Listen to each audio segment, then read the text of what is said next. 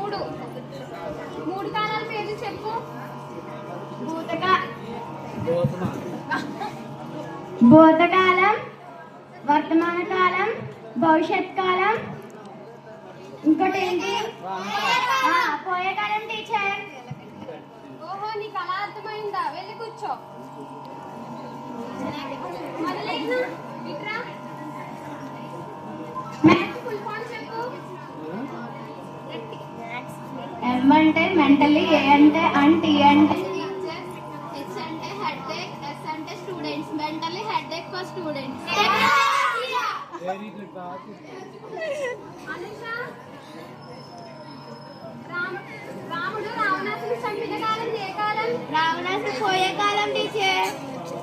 సర్లే, వెళ్ళి కూర్చో. మదిలేఖన, నీ మ్యాథ్స్ టెక్స్ట్ బుక్ ఏది?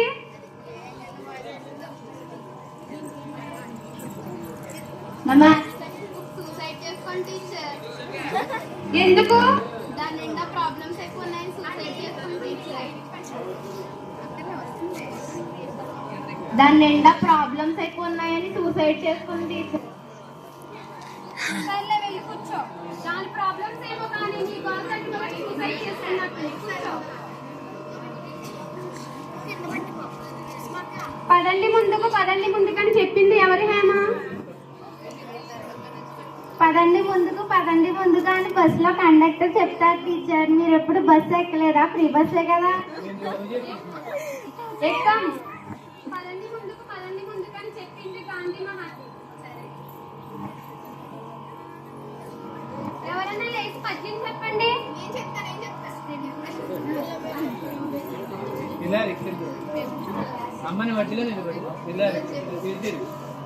ఉప్పు కప్పు రంగు,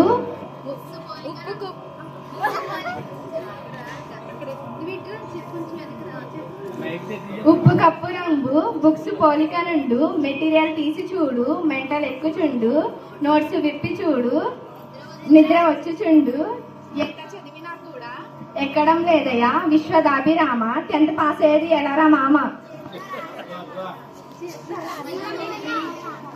ఇంకా మీకు పాటని చెప్పలేను కానీ వెళ్తున్నా. మీలో ఆ టాలెంట్ కూడా ఉందా? ఆ గురించి చాలండి.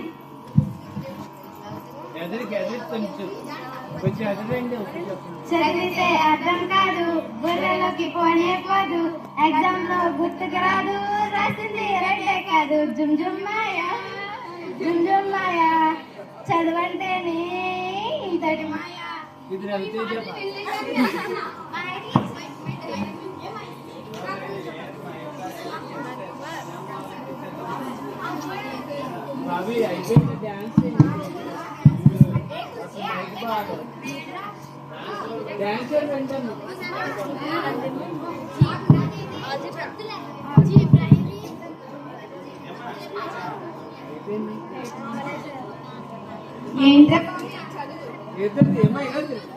ఏంట్రా బాబు ఈ చదువులు? ఎగ్జామ్స్ అంటారు, అసైన్మెంట్స్ అంటారు, రోజు బుర్ర తినేస్తున్నారా బాబు. ఆడుకోవడానికి సమయమే ఇవ్వట్లేదు. దీని బదులు ప్యానెల్లో రోజుకొక సినిమా పెడితే ఎంతో బాగుండు కదా. అవును, మేము చూసే సినిమాలు ఇంకా చాలా ఉన్నాయి.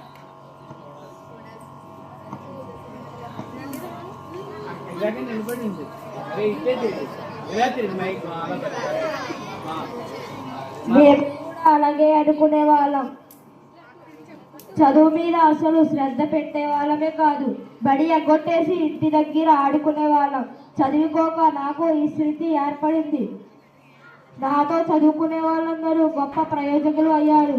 ఒకరు డాక్టర్, ఇంకొకరు కలెక్టర్ అయ్యారు.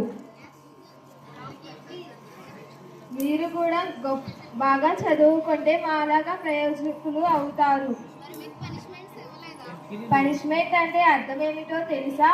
మోకాళ్ళ మీద కూర్చోబెడితే వినయంగా ఉండాలని, నోటి మీద వేలు వేసుకోమంటే నీ గురించి నువ్వు గొప్పలు చెప్పుకోవద్దు అని, చెవులు పట్టుకోమంటే శ్రద్ధగా వినమని,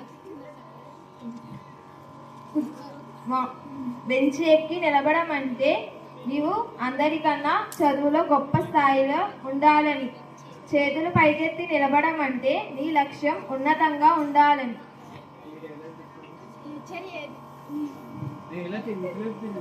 టీచర్ ఏది చెప్పినా మన మంచికే, మన భవిష్యత్తు గురించే చెప్తారు. కాబట్టి వాళ్ళని అపార్థం చేసుకోకుండా వాళ్ళు చెప్పిన మాటలు విని శ్రద్ధగా చదువుకుంటే మాలా గొప్ప ప్రయోజకులు అవుతారు.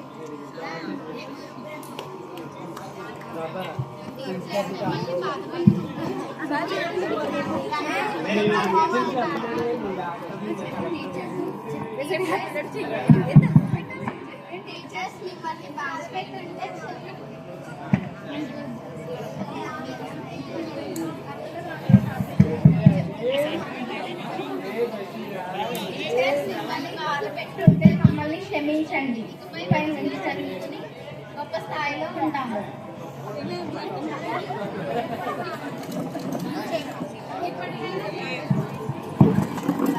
ఇప్పటికైనా తెలుసుకున్నారు. మీరు బాగా చదివి మంచి పేరు తండ్రి.